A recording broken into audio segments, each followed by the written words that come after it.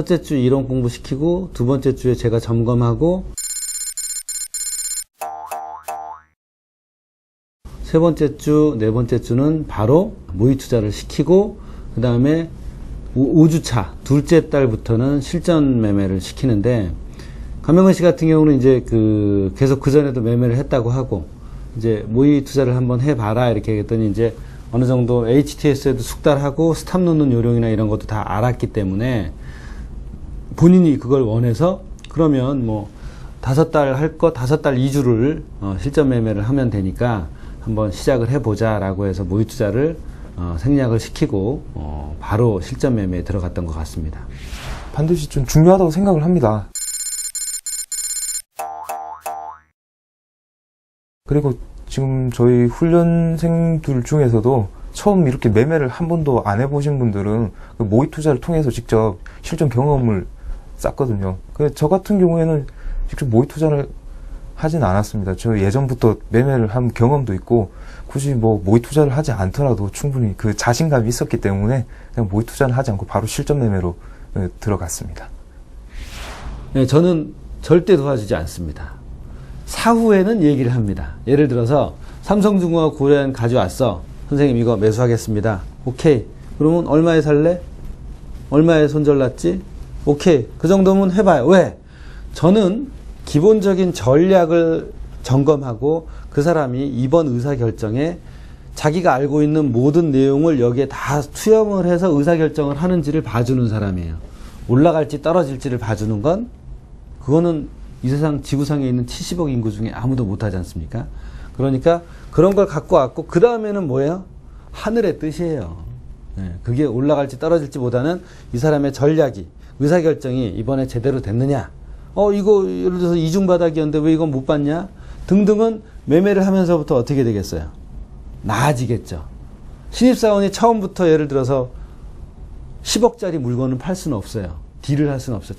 처음에는 100만원짜리 50만원짜리, 100만원짜리 딜을 훈련을 하다가 1000만원짜리, 2000만원짜리, 3000만원짜리 딜을 훈련을 하게 되고 경험이 쌓이면 5000만원짜리 1억, 2년, 3년, 4년, 5년이 지나면 10억, 20억짜리 딜을 하게 되는 것과 똑같은 딜을 하게 되면 무엇을 하게 되죠?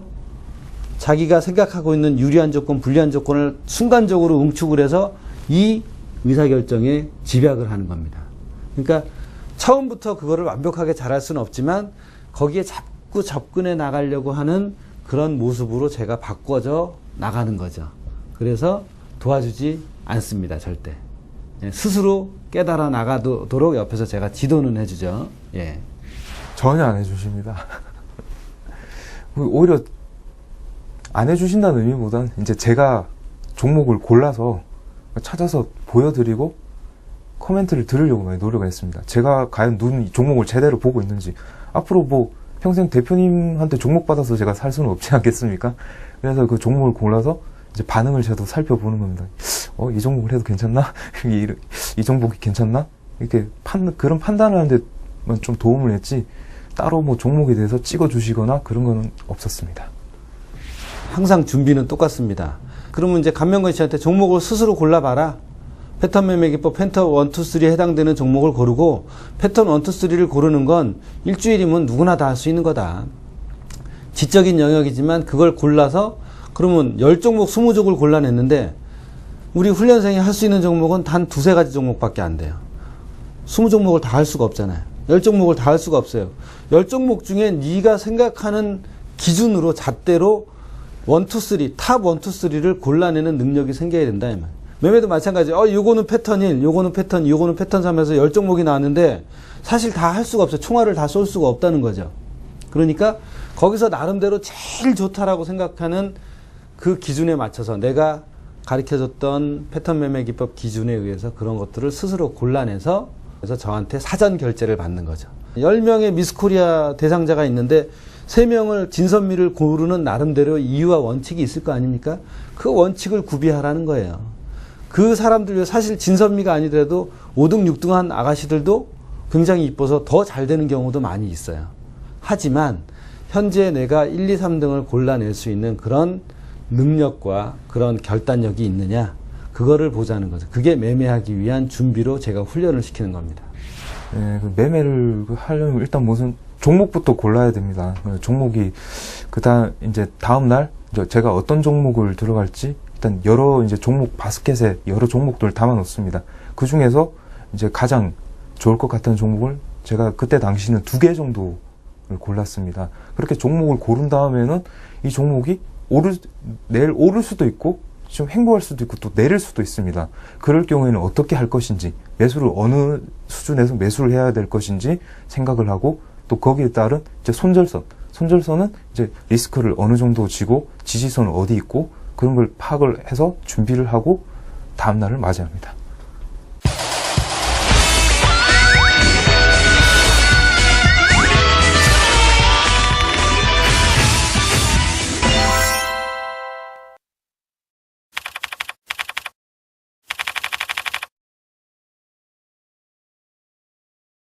패턴 매매 기법을 이제 여러 사례들을 살펴보면서 가장 매력적으로 느껴졌던 게 패턴 1이 이제 이동평균선이 수렴하고 있다가 그 발산하는 모습을 보고 참 매력을 많이 느꼈습니다. 그래서 이제 그런 종목을 찾아보려고 이제 노력을 했고, 패턴 1에 가까운 면도 있고 상위 차트인 주봉 차트도 패턴 1인 종목이 그때 당시 딱 2개가 있었습니다. 그 종목이 이제 고려아연하고 삼성중공업이었는데, 그 주봉 패턴 1 같은 경우에는 사실 1년에 거의 한 몇 개 나오지 않는 걸로 알고 있어요. 그러다 보니까 이 종목을 제가 계속 매달려 보면은 뭔가 좀 좋은 성과가 있지 않을까 생각을 했고, 나름 또 조금 욕심이 있었죠. 그래서 수익을 좀 많이 좀 거두고 싶은 욕심도 있었고, 그래서 주봉 패턴 1이고 그런 종목 중에 하나인 그 고려아연과 삼성중공업을 택하게 되었습니다.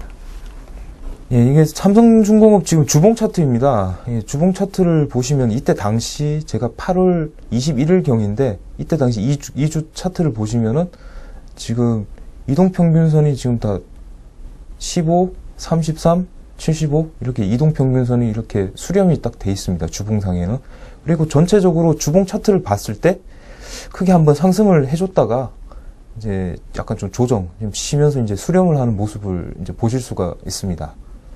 삼성중공업 일봉 차트를 한번 보겠습니다. 그래서 주봉 차트를 보고 제가 이런 종목을 고르고, 그때 이제 매수를 들어가려고 오전에부터 지켜봤는데, 그렇게 썩 아침부터 흐름이 좋지가 않았어요. 그러니까 시가부터 계속 밀렸는데, 그래서 오전 내내 좀 고민을 하다가 언제쯤 매수하면 좋을까 하다가 오후장 들어서 이제 39,050원에 해서 매수를 하게 되었습니다.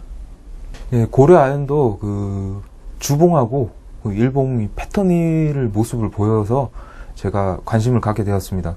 고려아연 이제 주봉 차트입니다. 그때 당시 제가 매수할 당시 주봉의 모습인데, 일단 똑같이 이렇게 2011년까지 상승을 하다가 그 다음 크게 움직임이 없이 이렇게 쭉 하면서 이제 주봉 이제 이동평균선이 이렇게 수렴한 모습을 보여줬습니다. 이렇게 고려아연 일봉 차트입니다.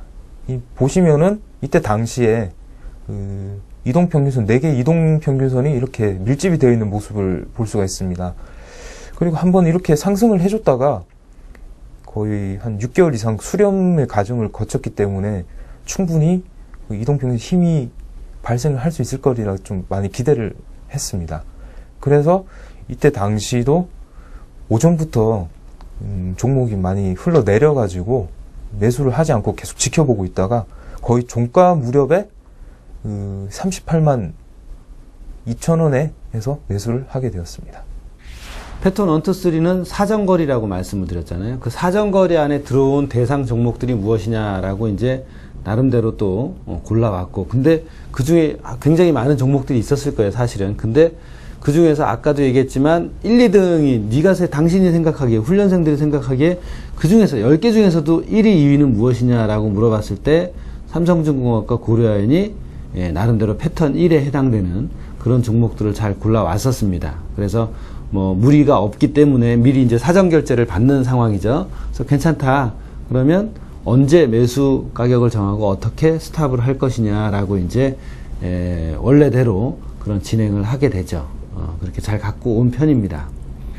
참 삼성중공업이란 종목은 참 저한테 많은 가르침도 주면서 참 가슴이 아픈 종목입니다. 정말 쓴맛 단맛을 다 봤다고 할 수 있는데요. 삼성중공업이 일단 그때 당시는 그 패턴 1위에서 분명히 성공할 수 있을 것이라 저는 확신을 했고, 몇 번 손절을 하더라도 상승에 더 중점을 더 두고 있었기 때문에 삼성중공업이 손절을 되더라도 계속 해서 지지선 근처에서 매수를 하고 계속 매수를 했습니다. 어떻게 보면 이게 참 욕심일 수도 있고 종목을 보는 눈이 그때 당시는 좀 많이 좀 서툴렀던 것 같습니다. 처음에 그렇게 이제 많이 두 번 마이너스 2%, 마이너스 3% 이렇게 한 번씩 손절을 했던 걸로 기억을 합니다. 그때 당시는 손절에 대한 제 생각이 짧게 이렇게 해서 손절을 놓기보다는 어느 정도 제가 매수가가 있으면 거기에 따른 이제 지지선만 생각하고 그 근처에서 손절을 하겠다 생각을 하다 보니까 오히려 매수한 거에 비해서 손절폭이 되게 커진 거죠. 0.5에서 1%의 손절을 잡으라고 했는데 마이너스 3%까지 간 거는 저한테 이제 거의 반 죽었죠. 네. 3%까지만 밑으로 빠졌다가 올라갈지, 마이너스 5%까지 빠졌다가 올라갈지, 50%까지 빠졌다가 올라갈지, 이딴 식으로 하면 어떻게 해요? 3%면 1%에 3번을 나눠서 총을 쏠 수 있는 거예요. 3번의 샷을 딱 해갖고 맞출 수 있는데 그걸 쓸데없이 한 샷에 다 날려버렸단 말이에요. 3%의 스탑을 놓는다고 해서 맞출 확률이 높아지는 건 절대 아니거든요. 10%를 놔도 하루 이틀이면 다 털리는데. 그러니까 내 원칙을 어긴 거죠. 그런 행태는 무지하게 혼이 나야 되죠. 잘 가는 거는 중요한 게 아니잖아요. 하방 리스크가 뚫렸다 이거죠. 3%도 큽니다. 1%면 좋게요. 사람의 참 집착이라는 게 저도 참 이렇게 보면 참 무섭다는 걸 많이 느꼈습니다. 고려아연은 상대적으로 처음에 해서 정말 수익도 나름대로 잘 나고 그렇기 때문에 저한테 많은 기쁨을 줬고, 삼성중공업은 이렇게 또 손절로 괴롭히다가도 분명히 언젠가는 수익이 날 것이라 저는 그때 분명히 생각을 했기 때문에 손절이 당하더라도 충분히 계속 재매수할 마음가짐이 있었고, 그리고 또 고려아연에서 어느 정도 일정적으로 수익이 있었기 때문에 제 계좌는 어차피 플러스입니다. 그래서 만약에 삼성중공업까지 이렇게 손절을 하더라도 잘 수익이 나면은 오히려 저는 더 앞으로 훈련이 아주 탄탄대로 쉽게 갈 것이라 생각을 하고 끝까지 한번 삼성중공업 해보자 이런 마음가짐으로 임했습니다. 저는 그렇게 얘기합니다. 구체적인 타이밍에 들어와서 모두 고기를 냇물에서 원샷에 이렇게 찍어갖고 잡을 수는 없어요. 대부분의 개미들은 뭐냐? 원샷에 딱 찍어서 안 맞으면 어떻게 해요? 가요. 그냥 딴 자리 가요. 근데 계속 그 자리에 있으면 계속 똑같은 고기가 왔다 갔다 하면 그 고기를 칠 수 있는 뚝심이 생겨야 돼요. 한 번에 그걸 딱 맞추면 얼마나 좋겠습니까? 근데 실제로 그 타이밍을 잡기 위해서는 2번, 3번, 4번, 5번 그렇게 쥐치지 않고 내려칠 수 있는 용기가 필요해요. 그것도 용기예요. 일반인들 한 종목 갖고 그렇게 털리고 또 잡고 털리고 또 잡고 할 수가 없어요. 지쳐서. 안 맞지? 또 장영환이 기법은 안 맞네? 딴 기법 찾아야지. 또 딴 기법 찾아야지. 이렇게 자꾸 어떻게 해요? 맞추려고만 한단 말이에요. 그러니까는 그런 건 대단히 좋은 정신이에요. 단지 거기서 이제 바로 잡아야 될 게 마이너스 1% 이상 손실이 나지 않게. 손실이 많이 나 있으면 또 들어가려고 해도 어떻게 해요? 움찔해요. 왜? 이전에 손실이 누적이 돼 있으니까. 10번 중에 2-3번 맞히면 우리는 돈을 법니다. 왜? 1%씩 털리고. 어떤 때는 0%, 어떤 때는 0.5%라도 먹고 나와요. 한 번 맞을 때 5, 6%, 10%, 20%를 벌어요. 그러려면 어떻게 해야 돼요? 계속 들이댈 수 있는 용기가 있어야 돼요. 그거는 잘 했는데, 6번 들이댄 건 잘 했는데, 이제 위험 관리가 안 됐다는 거야. 손실 관리가. 차라리 그게 6번 만에 한 번 딱 맞아갖고 이게 플러스가 났으면 훨씬 더 좋았을 뻔 했죠. 정말 손절에 6번, 7번 터져도 한 번 맞으니까 버는구나. 그걸 깨닫게 되거든요. 제가 삼성중공업만 해도 거의 7번을 그 매매를 했습니다, 사실. 그래서 실제로 수익이 난 경우는 한 번이고, 나머지는 전부 다 손절로 처리가 되었습니다. 열고한 경우도 있죠. 이제 그때 그 당시를 회고를 해보면 조금 열고한 면도 있죠. 열고도 해봤더니 별로 안 좋구나라는 걸 본인이 깨닫게 하려고 그냥 가만히 있는 거예요. 예. 스스로 깨달아야 발전이 되는 겁니다. 예, 여기 상당한 금액의 돈을 가지고 와서 저한테 제 한마디 한마디를 듣고 자기 몸에 체득을 하려고 하는데 제 얘기를 안 들으면 여기 올 필요가 없는 거죠. 그죠? 그러니까 기본적으로 어때요? 제 말을 듣게 돼 있는데 또 자기가 하고 싶은 그런 성향이 있잖아요. 그럼 저는 해보게 해요. 이거 이렇게 안 했으면 좋겠는데, 이제 그만했으면 좋겠는데, 그래도 또 하고 싶다고 얘기를 하면, 그래, 한번 해봐. 이제 그런 거죠. 그러니까 열고를 약간 했던 것도 조금 있긴 있더라고요. 예. 삼성중공업 작년에 이제 일봉 차트입니다. 이 보시면은 이때 당시 제가 계속 이때 당시 이렇게 매매를 했는데 실제로 이제 이동평균선이 이제 수렴을 하는 과정에는 뭐 상승을 할 수도 있고 또 하락을 할 수가 있습니다. 그런 과정에서 제가 뭐 타이밍을 못 맞춘 걸 수도 있고 그리고 어떻게 보면 횡보하는 기간에 이렇게 제가 겁도 없이 들어간다는 것 자체가 어떻게 보면 많은 좀 모험이라고 좀 생각을 합니다. 그리고 그때 당시는 제가 9월 달에 마지막에 제가 삼성중공업을 이제 매도 손절이 되었을 때는 그때는 75일선을 이렇게 기준으로 이제 했었거든요. 그래서 75일선이 붕괴가 되면 저는 이제 삼성중공업 절대 이제 매수하지 않겠다. 다시는 쳐다보지 않겠다. 그래서 제 나름대로 그게 그때 당시 봤을 때 손절의 원칙이었던 거죠. 이렇게 해서 하는데 실제로 이제 75일선을 이렇게 깨버린 거예요. 이 음봉을 통해 가지고 깨버리고 나서는 제가 쳐다보질 않았는데 만약에 이 종목을 보유를 하고 있었더라면 엄청난 최악의 결과가 발생이 했겠죠. 더 이상 이제 저는 이제 낙담을 하고 이 자리에 없었을 수도 있었을 것 같습니다.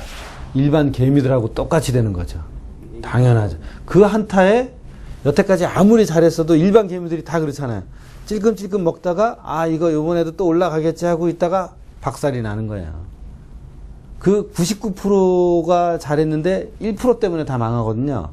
증권사관학교에서는 100%, 120%, 130% 그거를 철저하게 하게 합니다. 제가 다른 건 다 용서해요. 트레이더나 딜러한테. 손절을 안 뒀는다? 그럼 그건 용서가 없어요. ING 베어링이나 리만 사태가 그 한 사람의 딜러 때문에 그 회사가 말아먹게 되고 사회 전반에 어때요?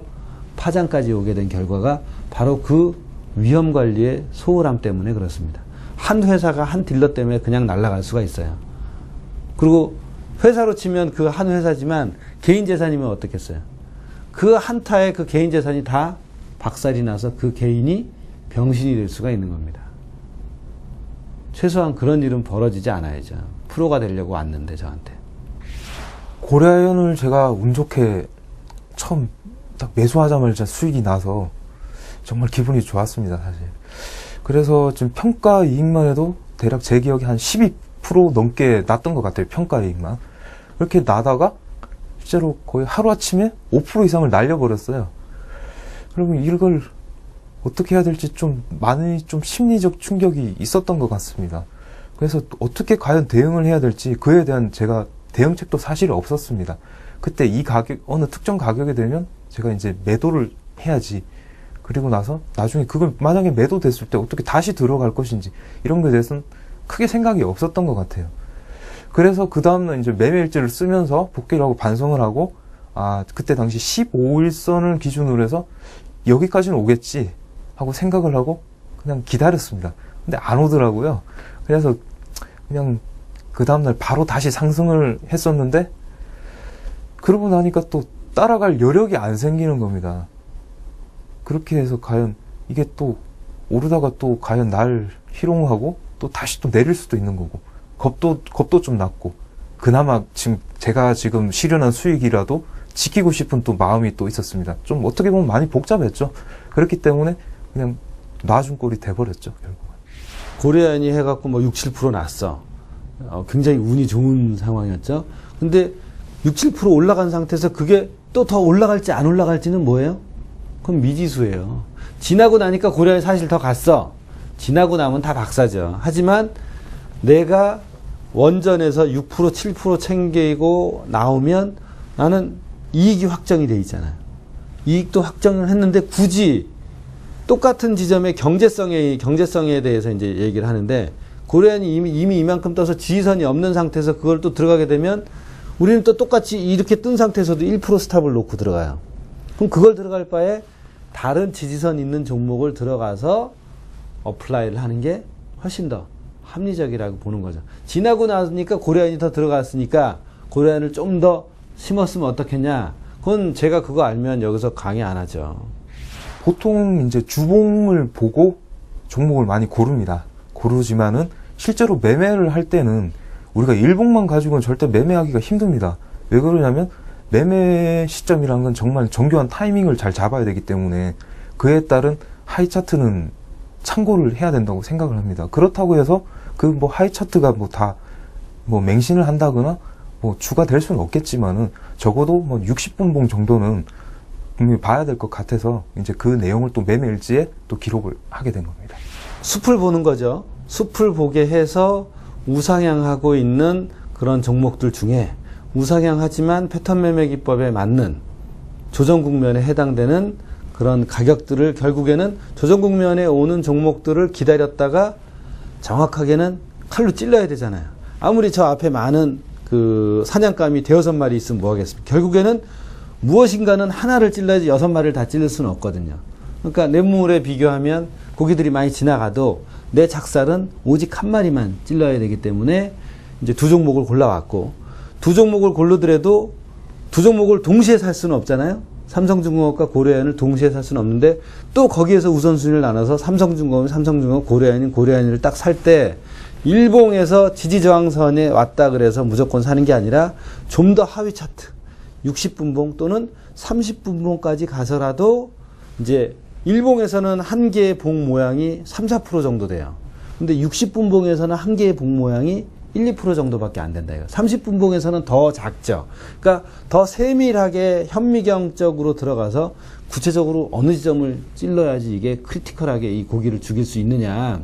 그렇게 되기 때문에 이제 점점 이게 좁혀 들어가서 60분봉 또는 이제 좀 더 숙달이 되면 30분봉까지 볼 수 있는, 그러면서 정확한 나름대로 매수 타이밍을 시도할 수 있는 그런 능력까지 배양이 됩니다.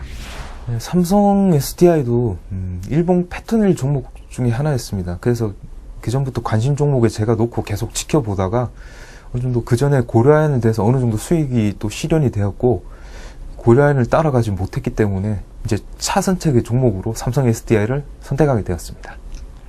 일기하고 똑같다고 보시면 돼요. 여러분들이 어렸을 때 일기 쓸 때 그날의 중요한 일을 생각해내서 쓰시듯이 매매에 관한 일기라고 보시면 되거든요. 그게 습관이 안 돼 있겠지만 이제 상식적으로 우리가 생각을 해본다면 매매 일지를 쓴다면은 기본적으로 이제 무엇을 해야겠습니까? 종목을 골라야죠. 종목을 고르면 대략 여기쯤에 들어가야지가 아니라 정확한 금액이 제시돼야 되죠. 금액이 제시되면 왜 그 금액에 나는 포지션을 잡으려고 하는지가 제시가 돼야겠죠. 그런 내용들, 그런 이유들. 그 다음에 포지션을 잡으면 지난번 제가 강의에서 말씀드렸듯이 증권사관학교의 10개 명 중에 포지션 진입과 동시에 손절을 놓는 지점은 그럼 어디냐. 그래서 이제 포지션을 잡아서 손절을 놨어요. 가격이 밑으로 떨어져서 손절에 체결돼 갖고 잘릴 수도 있고, 아니면 좋아서 잘 맞춰갖고 가격이 잘 올라가면 손절을 거기 계속 유지시킬 것이냐, 아니면 더 올릴 것이냐, 그런 거에 대한 이야기를 적어 놓는 것이 매매일지입니다. 매매일지를 작성하는 뭐 정형화된 틀이나 양식 같은 건 별도로 없습니다. 근데 매매일지는 근데 매매에 있어서 가장 중요한 것인 만큼 반드시 작성을 해야 되는데, 주로 이제 들어가는 내용이 매수 시점이나 그리고 매도한 시점, 그리고 손절 놓은 시점, 그 시점에 대한 가격, 그리고 그 차트, 그때 당시에 차트를 들어가야 됩니다. 그리고 그 다음에 그걸 통해서 자기 반성, 그리고 다음날 매매를 위한 향후 전략, 이 정도는 기본적으로 들어가야 그 매매일지라 할 수 있고, 나중에 그 매매일지를 보게 됐을 때 뭔가 도움이 되리라고 생각을 합니다. 일단 많이 감회가 새로웠습니다. 일단 기존에는 제가 매매를 뭐 많이 한 건 아니지만 그 매매를 할 때 나름 뭐 크게 뭐 원칙이 없이 그렇게 매매를 하다가 이제 어느 정도 대표님한테 패턴 매매 기법에 대해서 제대로 또 배우고 훈련의 위주로 하다 보니까 나름 또 그전과 많이 다르다는 걸 제가 많이 첫 달부터 느낄 수가 있었습니다.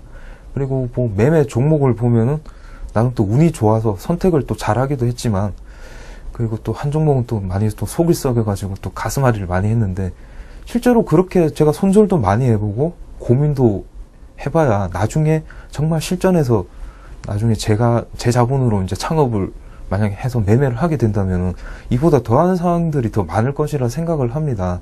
그래서 다양한 경험을 하는 게 중요했지, 뭐 수익을 내는 것도 중요하지만은 그런 경험들이 이제 하나하나 쌓이면은 오히려 나중에 더 시너지가 많이 발휘하지 않을까 이렇게 생각을 했기 때문에 오히려 그러면서 더 많은 것을 제가 또 배우고 싶었고, 그리고 또 대표님의 많은 지식을 제가 또 뺏어가고 싶은 그런 욕심도 들었고 그랬습니다.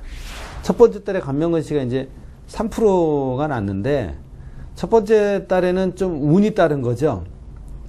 멋모르고 이제 배운 대로 질러 보니까 이게 잘 가, 우연히. 그리고 또 제가 옆에서 이제 잔소리를 하는 거죠. 스탑 올려라, 익절로 해서 챙겨라, 이런 식으로 하니까 대부분은 돈을 버니까 이제 첫 달에 간이 배 밖으로 나오기 시작해. 야, 장영환이한테 배우니까 이렇게 버는구나. 근데 이제 좀 지나면 양상이 달라질 겁니다. 알면 알수록, 매수를 하면 할수록 더 많은 의사결정을 해야 되기 때문에, 처음에는 아주 단순하게 무식한 게 용감한 거라고, 처음 의사결정할 때는 몇 가지밖에 생각을 안 하잖아요. 이제 가면 갈수록 여러 가지가 보이는 거죠. 여러 가지가 보이니까 의사결정하기가 점점 더 힘들어져요, 사실은. 근데 첫 달은 아주 단순한 의사결정을 하던 와중에 이제 얻어 걸린 거니까, 이제 두 번째 달, 세 번째 달을 좀 보면 좀 달라지겠죠. 저는 그러리라고 봅니다, 아마. 지난 과거의 그 훈련생들을 보면은, 예.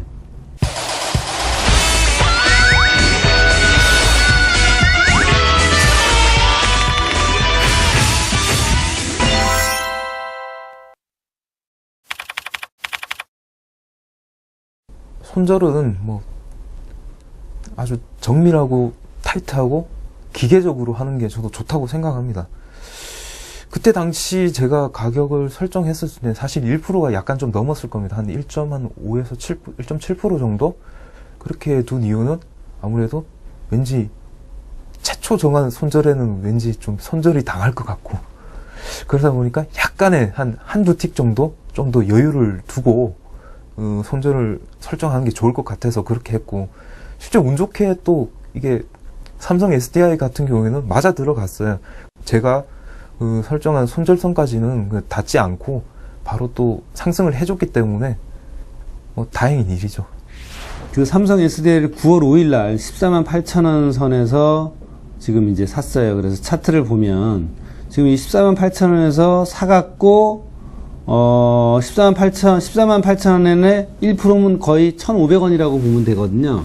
1,500원이면 얼마죠? 스탑이 14만 6천 원이 돼야 돼요.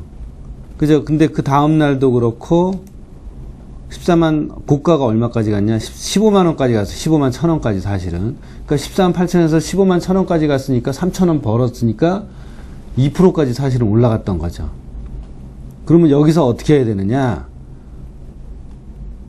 스탑을 본전 이상으로 올려서 14만 8천 원에 올려놨어야 됩니다. 근데 감명근 씨는 버텼어요. 자, 버텨서 가격이 이렇게 돼 있어요. 그러니까 고가 대비는 몇 프로예요, 이게 여기서. 15만 1천 원서부터 14만 5,500원까지는 4,500원이 떨어졌어요. 3%가 떨어진 거예요, 고가 대비에는.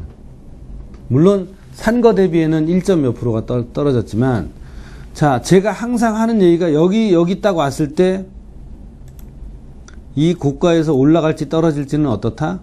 아무도 모르죠. 하지만 여기서 밑으로 떨어지는 거를 방어할 수 있는 건 누구다? 투자자다. 그러면 14만 8천원에 샀으면 14만 8천원에는 스탑을 놓고 스탑에 털리고 나와서 다시 지지선을 보고, 아직까지 패턴 1이 유효하니까 이런 지지선상에서 다시 한번 샀어야죠.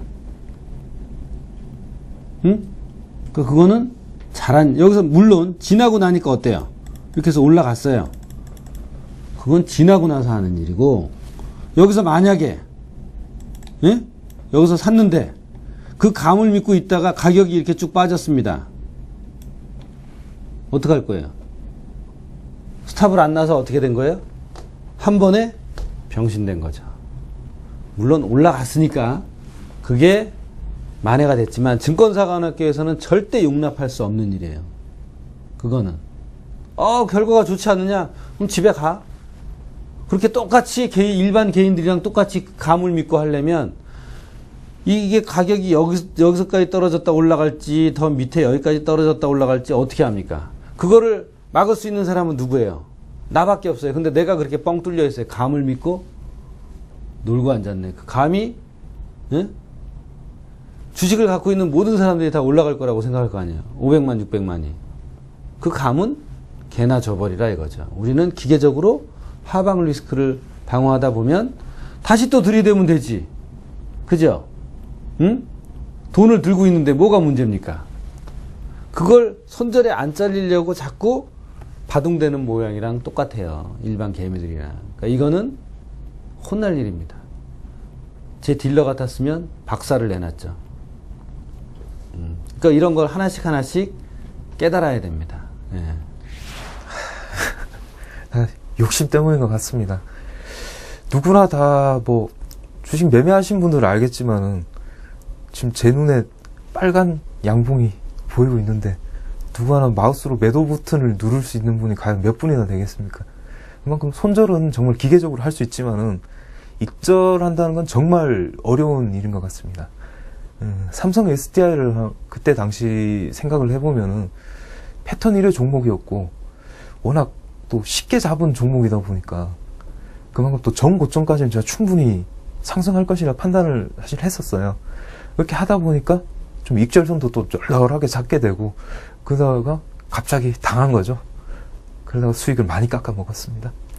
고려안에서 재미 본 거를 생각하고 있던 거죠. 야, 이제 또 제대로 잡았구나? 또 어떻게 해요? 지난번 고려안은 못 잘랐지만 이번은 또 대박이 날 거야 하고 환상을 또 갖게 된 거죠. 티끌모아 태산인데 한 스텝 한 스텝 이익도 한 번에 10%, 20%, 30% 이렇게 버는 게 아니에요. 돈을 벌어본 놈만 버는 방법을 안다고. 지난번에 고려안 갖고 패턴 1이 잘 갔어. 그건 시장이 도와줘서 돈을 번 거지 지가 잘나서 돈을 번 게 아니에요. 수십 개의 패턴 1이 있어요. 그 중에 우량주 추세 있는 걸 잘 골랐기 때문에 갔는데 이번에도 삼성 SDI를 잘 골라서 이렇게 잘 갔어요. 자, 문제는 이렇게 잘 올라갔을 때, 예? 문제는 올라갔을 때, 제가 아까도 얘기했지만, 이런 데서 익절을 올려갖고 이렇게 했으면, 수익을 챙기고 나올 수 있었던 거를, 손절은 그대로 본전에다가 놔버리고, 뻘짓을 한 거죠. 이것도 어때요? 욕심을 부린 거죠. 그 욕심에 대한 응징을 필히 당해야 정신을 번쩍 차리게 되는 겁니다. 현대차는 주봉 패턴원이었습니다. 그때 당시 일봉상을 보게 되면은 사실 지지선이 없습니다. 뭐 전저점 지지 정도? 근데 그것만 가지고는 제가 당당하게 매수를 못했을 수도 있겠지만은 상인 차트인 주봉 차트가 그래도 주봉 패턴 1을 보이고 있었고 그때 당시 지지선이 있었기 때문에 현대차에 과감하게 매수를 하게 되었습니다. 그때 당시 현대차 일봉 차트입니다. 이때 당시 일봉 차트만 딱 보기에는 딱히 매수할 가격대가 딱 적정하지가 않았어요. 특히 또 매수를 만약에 하더라도 과연 손절선을 어디다 둬야 될 것인가 고민을 좀 했습니다, 사실. 그래서 주봉 차트를 한번 보겠습니다. 주봉 차트를 보면은 이동평균선 3개가 수렴이 되어 있는 전형적인 주봉 패턴 1의 모습입니다. 그리고 이때 당시 75주선이 지지선으로 보이기 때문에 이 주봉 75주선을 기준으로 해서 제가 손절선을 잡고 매수를 한다면 충분히 현대차도 수익을 낼 수 있을 거라 이렇게 판단을 하고 매수를 하게 되었습니다. 사실 좀 현대차 같은 경우에는 그때 당시 그렇게 안 좋은 뉴스도 많이 나오고 분위기가 썩 좋지가 않았습니다. 물론 뭐 뉴스나 이런데 제가 뭐 직접 매매를 하는 게 아니지만 사람 마음이라는 게 다음날 또 갭으로 빠지면 어떡하지 이런 마음이 좀 많이 좀 들더라고요. 많이 좀 불안했죠. 그리고 이게 그렇게 지지는 받더라도 많이 올라가지는 않을 것이라 저 나름대로 판단을 했어요. 왜 그러냐면 그때 당시 또 23만 원이라는 또 가격 저항대가 또 있었습니다. 그러다 보니까 만약에 내일 23만 원까지만 간다면은 익절하고 일단 나와서 다시 보자 이렇게 생각을 하고 다음날 임했는데 실제로 23만 원을 넘어버리더라고요. 잘 됐네. 그냥 욕심 부리지 말고 애초에 생각했던 23만 원에서 매도를 하자 이래서 그냥 그 시스템에 그냥 23만 원 설정을 해놓고 그냥 안 봤어요. 그러니까 23만 원에 또 체결이 되고 또 그다음 또 떨어지더라고요. 잘 된 일이죠, 어떻게 보면. 자, 익절로 하고 난 다음에 또 올라갈 수도 있고 떨어질 수도 있어. 하지만 내 계산은 어때요? 살아있죠. 2%가 차있죠. 우리는 훈련 증권사관학교 오신 분들은 매일매일 경험해요. 매일매일 매매할 때가 나와요.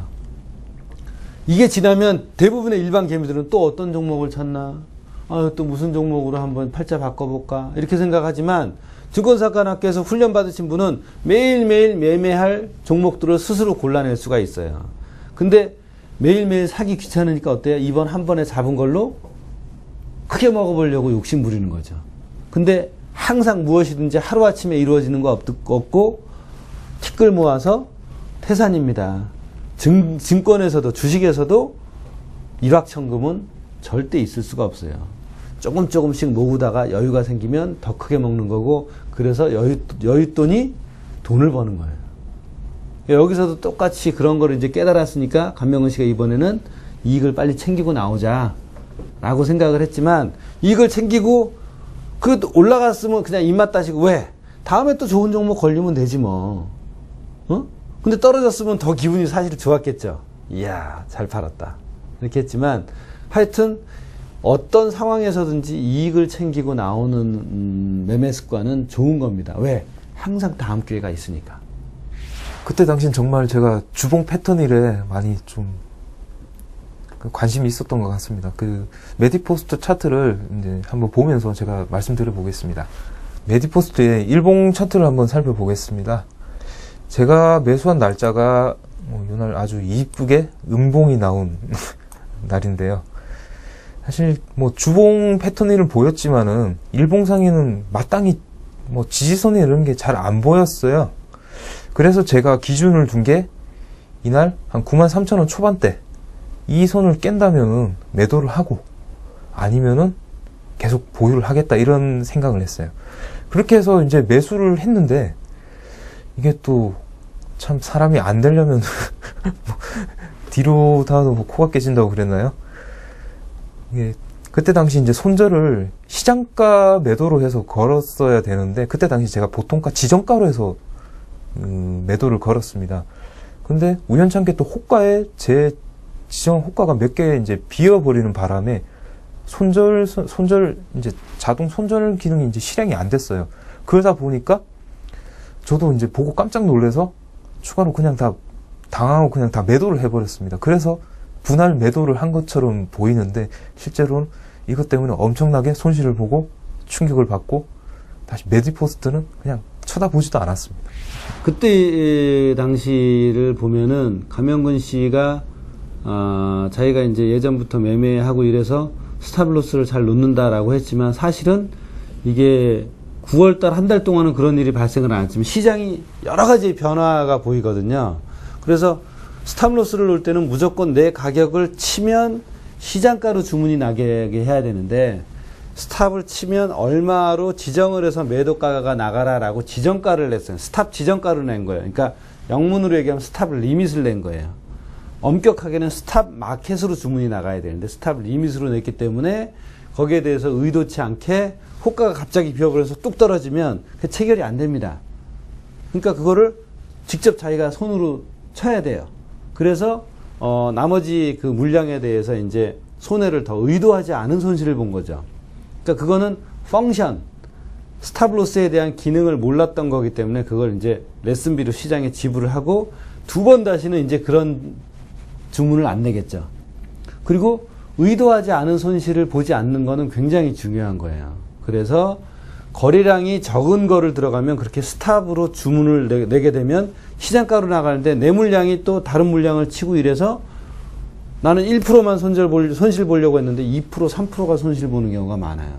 그래서 저희는 거래량 많은 종목만 매매하는 이유도 바로 그러한 의도하지 않은 손실을 보지 않게 하기 위해서 그런 걸 하는데 거래량이 많은 것들도 간혹 가다가 갭다운을 해버리면 또 의도하지 않은 손실을 2, 3% 이상 또 보기도 합니다. 그거는 어쩔 수 없어요. 예, 아무리 방어를 하려고 해도 그 사람의 운때입니다. 그거는 할 수 없습니다. 한번 크게 혼쭐이 난 상태에서 그만큼 그때 당시는 좀 자신감이 많이 결여돼 있었던 것 같습니다. 그만큼 또 패턴이 일어나는 종목이 뭐 쉽게 잡을 수도 있겠지만 운 좋게 정말 잡기가 어렵거든요. 그래서 주봉 패턴일이다? 그러면은 적어도 또 한 달 이상 또 기다려야 될 수도 있는데 과연 한 달 동안에 과연 이 종목밖에 과연 없을까? 뭐 다른 종목도 충분히 있을 것 같고 해서 또 그때 당시 또 코스닥 자체 또 분위기가 썩 좋지만은 않았습니다. 그래서 차라리 그냥 우량주 괜찮은 걸로 해서 다시 한번 선정해보자. 그래서 마음을 가다듬고 다시 종목 선정을 하게 되었습니다. 단지 패턴일이 계속 유효하다고 생각을 하면 다시 또 들이대겠죠. 삼성중공업처럼. 다시 또 들이댈 텐데 계속 이 메디포스트 같은 경우는 가격이 계속 빠졌기 때문에 패턴 1로서의 그림이 무너져 버린 거죠. 그러니까 굳이 뭐 메디포스트 갖고 뭐 죽어라 살리네 뭐 이렇게 할 필요가 없었던 거예요. 왜? 다른 종목 많으니까. 예. 그래서 미련 없이 떨쳐버렸던 것 같습니다. 우연의 일치인 것 같아요. 그걸 가지고 뭐 따로 노리거나 뭐 이런 건 전혀 없었고요. 사실 상위 차트를 그 서두에도 말씀드렸지만은 일단 종목 선정할 때 최소 주봉 차트를 먼저 보거든요. 주봉 차트를 보고 종목을 선정을 하고 적어도 지지선이 올 때까지 아니면 제가 생각하는 가격이 올 때까지 기다립니다. 무조건 무작정 들어가진 않거든요.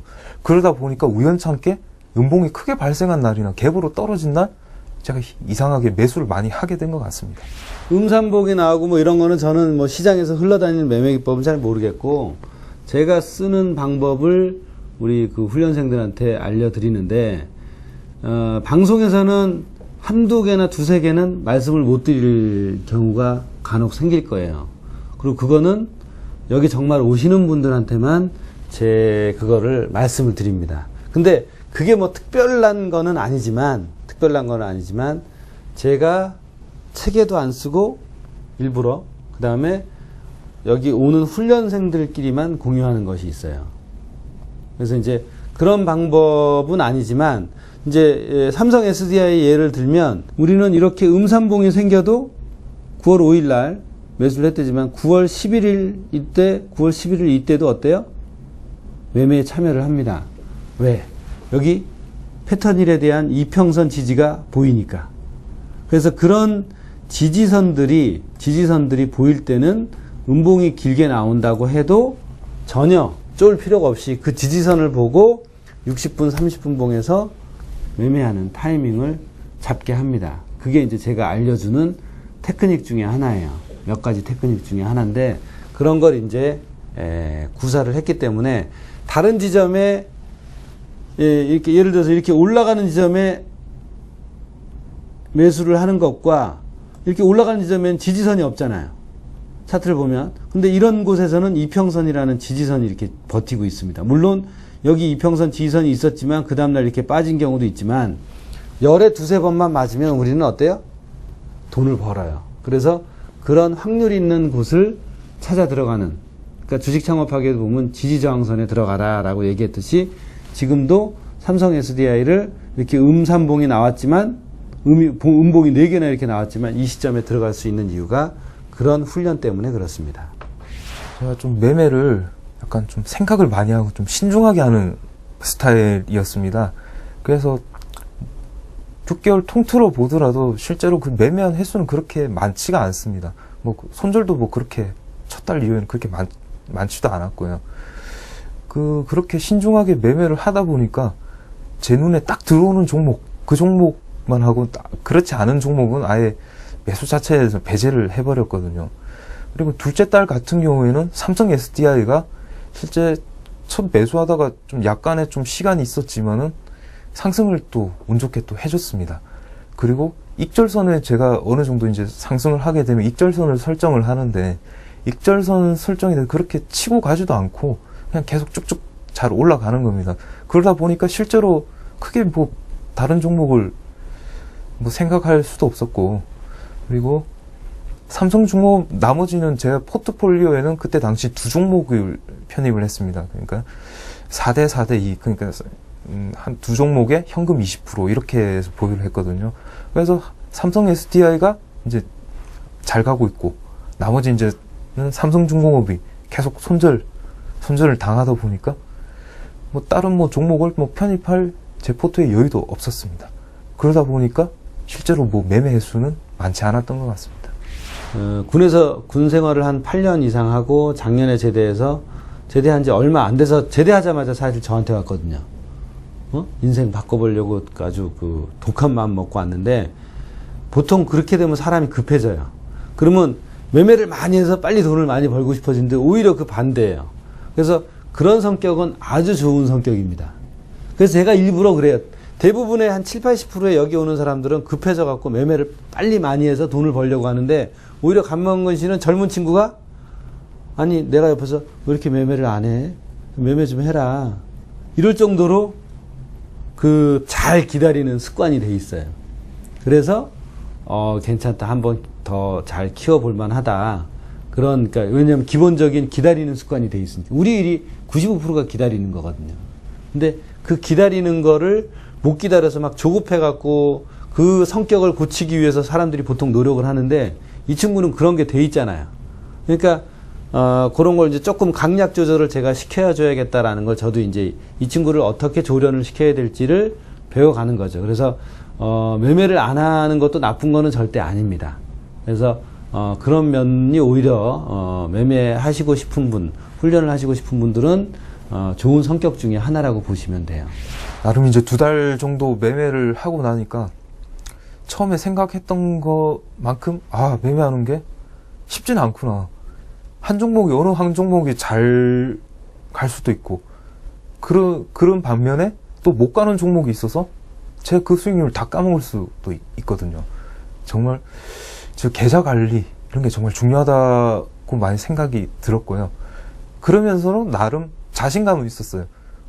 그때 당시 아직은 깨지지 않고 계속 제가 살아있고 그러면 언제든지 충분히 더 기회가 있다고 생각을 하거든요. 앞으로 이제 계좌가 플러스가 나고 있으니까 좀 더 열심히 더 종목도 발굴하고 더 연구를 해서 또 수익이 많이 나기를 희망하고 그랬습니다. 플러스가 났지만 첫 번째 달보다는 플러스가 줄어들었어요. 그 의미는 제가 이제 첫 번째 달 끝날 때 말씀드렸던 것처럼 이 첫 번째 달에는 비기너스 럭이 작용할 수가 있어요. 하지만 시간이 갈수록 의사결정하는데 굉장히 많은 이제 생각들을 하게 된다면 처음에 매매할 때는 2-3가지만 생각했지만 매매를 할 때마다 4-5가지, 6-7가지 굉장히 많은 경우의 수가 이제 머리에 들어오게 됩니다. 그러면서 더 생각이 많아지고 더 행동이 제약을 받고 매매하는 게 그러면서 수익률이 안 나오기 시작해요. 그래서 이제 세 번째 달부터는 아마 흥미진진해질 것 같아요.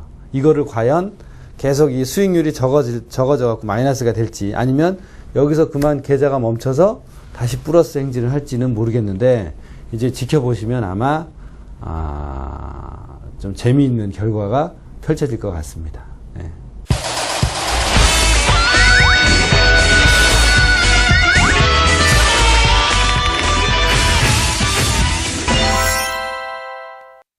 증권사에서 굉장히 좋아할 거예요.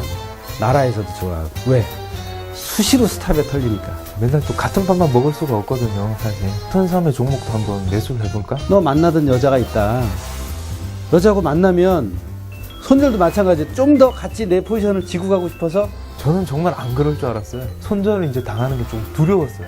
제가 SK 이노베이션 같은 경우는 거의 추격 목표 됐거든요.